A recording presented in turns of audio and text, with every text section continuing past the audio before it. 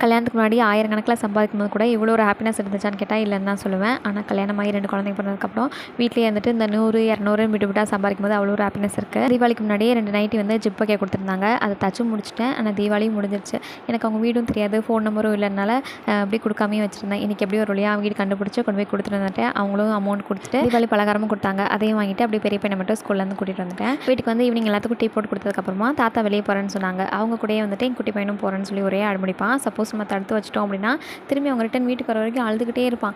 இப்போ 2 நாள் உடம்பு சரியாமல் இருக்கா, சரி எக்ஸா இன்னும் அழுது இன்னும் உடம்பு சரியாமல் போயிருன்னு சொல்லிட்டு நானும் அவனை அதுலேயும் ஒருத்தன் போனால் இன்னொருத்தனும் போகணும்னு சொல்லி அடம்பிடிப்பாங்க. சரி பஞ்சாயத்தே வேணான்னு சொல்லி 2 பேரையும் அனுப்பிட்டாச்சு. அவங்க அனுப்பிவிட்ட கையோடையே அப்படியே என்னோட வேலையை வந்து பார்க்க ஸ்டார்ட் பண்ணிட்டேன். வீட்டில் எல்லாருக்குமே கோல்டு அதிகமாக இருக்கனால மாமா மார்னிங்கே ஆட்டுக்கால் வாங்கிட்டு வந்து கொடுத்துருந்தாங்க. இன்றைக்கி ஃபுல்லாக பவர் கட்டுனால அதை ஈவினிங் ஃபுல்லாக செஞ்சுக்கலாம்னு சொல்லி அப்படியே வச்சுருந்தேன். அதுக்கப்புறம் அப்படியே அதை க்ளீன் பண்ணி வேக போட்டு மிஷினில் உட்காந்தாச்சு. ஸ்டிச் பண்ணி கொடுக்கும்போது ப்ளவுஸ் வந்து கரெக்டாக தான் இருந்துச்சு. தண்ணியில் போட்டதுக்கப்புறமா கொஞ்சம் லூஸாக இருந்திருக்கும் போல் ஆல்ட்ரேஷனுக்காக 4 ப்ளவுஸ் கொடுத்துருந்தாங்க. அதை அப்படியே ஆல்டர் பண்ணி கொடுத்தாச்சு. ஓகே டியர்ஸ், வீடியோ பிடிச்சா லைக் பண்ணுங்கள். தேங்க்யூ ஸோ மச் ஃபார் வாட்சிங்.